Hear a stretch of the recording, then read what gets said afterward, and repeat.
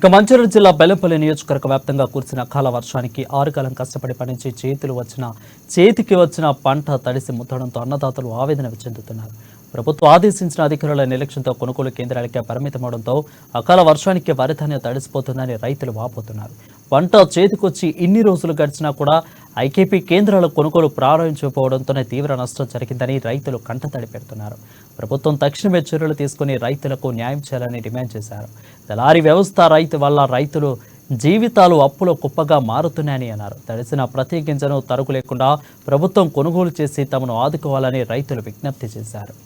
వడ్లు పండించి మరో నెల రోజులు కూడా ఈ వడ్ల కోసం ఉండాల్సిన పరిస్థితి, ఈ దయనీయ స్థితి ఈ రైతుకు ఉంటుంది.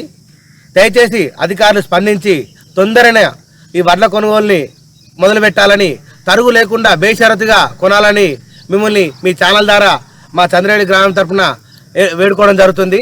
దయచేసి మా గోడుని మీ ద్వారా తెలియజేస్తున్నాం. మా చంద్రవేలి రైతాంగం మొత్తం ఇంత దయనీయ స్థితిలో ఉంటుంది. అధికారులు వెంటనే స్పందించి తరుగు లేకుండా బేషరతుగా వడ్లు కొనుగోలు కేంద్రం